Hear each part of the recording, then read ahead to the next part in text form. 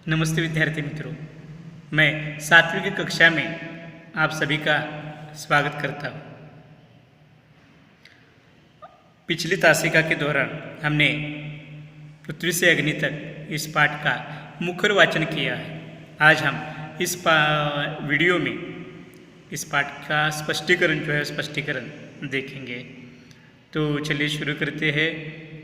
पाठ का स्पष्टीकरण करने के लिए पृथ्वी से अग्नि तक लेखक है doctor APJ Abdul Kalam sir, जो भारत के भूतपूर्व राष्ट्रपति रह चुके हैं। तो सबसे पहले हम इनका क्या देखेंगे कि लेखक का परिचय देखेंगे। डॉक्टर कलाम सर जी का जन्म वह 15 अक्टूबर 1931 रामेश्वरम में उनका जन्म हुआ है, जो तमिलनाडु राज्य में यह शहर है। इनकी मृत्यु 27 जुलाई 1915 में हुई है। इनकी रचनाएं अग्नि की उड़ान, छुआ आसमान आदि इनकी रचनाएं हैं।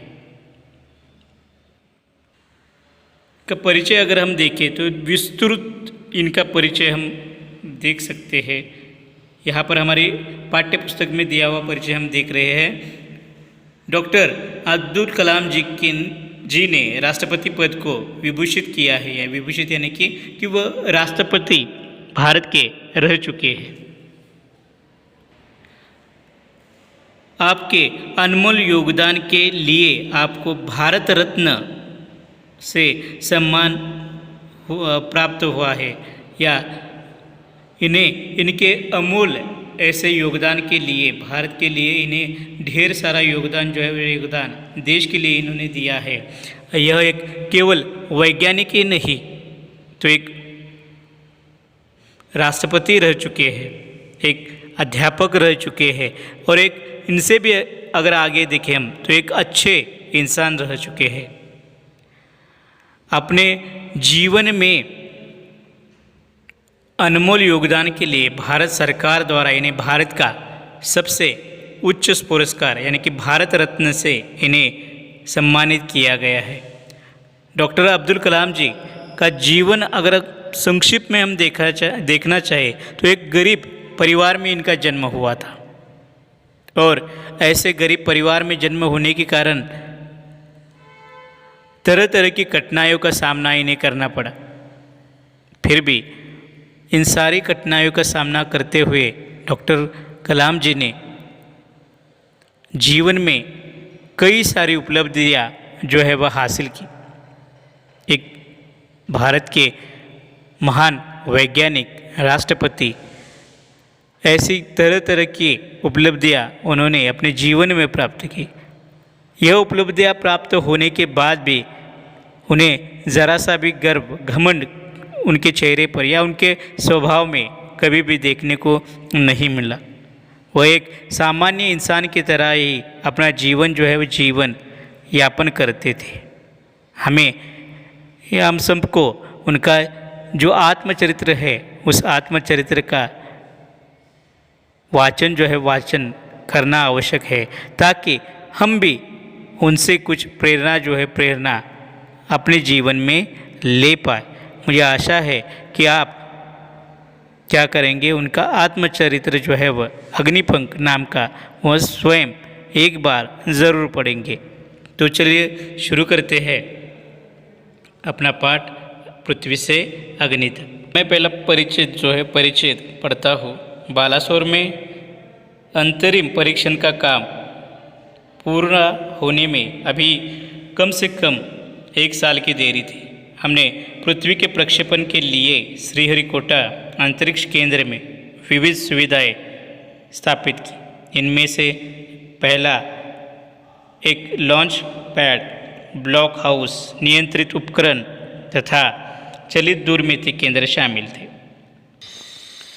बालासोर में अंतरिम परीक्षण का काम पूरा होने में अभी कम से कम 1 साल की देरी थी। तो लेखक बताते हैं कि पृथ्वी से अग्नि तक यहाँ पर जो अग्नि मिसाइल जो है उस मिसाइल का निर्माण जो है वो निर्माण होने का काम बालासोरा यानी कि उड़ीसा राज्य में यह एक जिला है और यहाँ पर 1 साल से यह चल रहा था। हमने पृथ्वी के प्रक्षेपण के लिए श्रीहरिकोटा अंतरिक्ष केंद्र में विविध सुविधाएं स्थापित की थी, ऐसा लेखक कहते हैं।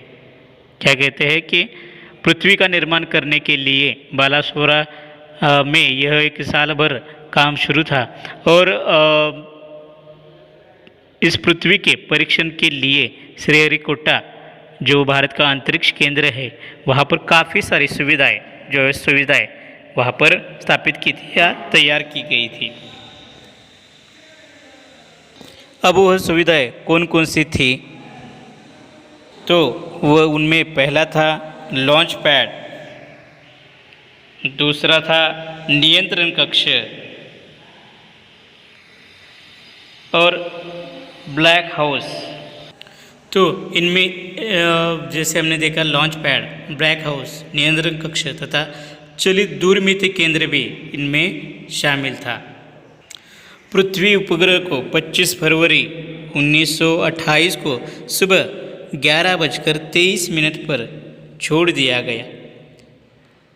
लेखक बताते हैं कि पृथ्वी मिसाइल जो है मिसाइल को निर्धारित समय पर क्या किया, छोड़ दिया गया। और वो समय कब था, तो 25 फरवरी 1928 को सुबह 11:23 पर इसे छोड़ा गया था। हमने कई बार अखबारों में या टीवी पर कैसे इसका प्रक्षेपण जो है एक आध रॉकेट का होता है, ये हमने देख लिया है। यहाँ पर भी एक चित्र आपको क्या हुआ है दिखाई दे रहा है कि यह रॉकेट है जिस पर पृथ्वी लिखा गया है और इस रॉकेट जो है वो रॉकेट ऊपर की तरफ क्या होता है, इसे जोर से धकेला जाता है और वह थोड़ा ऊपर जाने के बाद वो क्या होता है कि सीधे होकर आसमान में जाता है और जहाँ उसे निशाना साधना है वहाँ वह निशाना साध सकता है। तो ऐसे कई प्रकार के वीडियोज़ जो है वह हम सभी ने देखे हुए हैं। तो रॉकेट कैसे काम चलता है यह हमें पता है। लेखक आगे बताते हैं कि यह रॉकेट के विज्ञान के इतिहास में एक युगांतकारी घटना जो है वह घटना थी। अब युगांतकारी घटना यानी कि युगांतकारी इस शब्द का अर्थ क्या है, तो युग प्रवर्तक। यह भारत के इतिहास में एक पहली ऐसी घटना थी कि जो देश को आत्मनिर्भर बना रही थी। अब तक भारत ने या भारत के विज्ञान में कभी भी ऐसा नहीं हुआ था जो आज होने जा रहा था। आगे लेखक बताते हैं कि निर्देशित मिसाइलों के क्षेत्र में भारत एक आत्मनिर्भर देश के रूप में संसार में सभी विकसित देशों को विचलित कर रहा था। लेखक आगे बताते हैं कि निर्देशित मिसाइलों के क्षेत्रों में एक आत्मनिर्भर देश के में उद्भिद संसार में सभी विकसित देशों को विचलित कर दिया।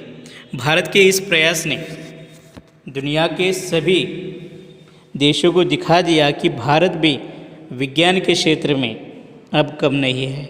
भारत एक स्वयं आत्मनिर्भर ऐसा राष्ट्र जो है राष्ट्र अब बनने जा रहा है। जिस देश को पूरा विश्व जो है विश्व विकसनशील मानता है, आज वही विकसनशील देश विकसित होते हुए पूरी दुनिया जो है दुनिया देख रही थी। जो देश केवल धर्मांधता की ओर झुकता था ऐसा माना जाता है, आज वही देश ने एक विज्ञान के क्षेत्र में भी अपना एक कदम जो है कदम अच्छी तरह रखने की कोशिश भारत ने शुरू की थी। और भारत के इस स्वावलंबी यानी कि प्रयास ने या आत्मनिर्भर इस शब्द का अर्थ क्या है कि एक स्वावलंबी भारत मिसाइलों के क्षेत्र में एक आत्मनिर्भर स्वावलंबी देश बनने जा रहा था। अब तक भारत दूसरे देशों से अपनी रक्षा के लिए ऐसे मिसाइल क्या करता था, लेता था, लेकिन आज से भारत एक मिसाइलों के क्षेत्रों में आत्मनिर्भर बनता हुआ पूरी दुनिया दुनिया देख रही थी।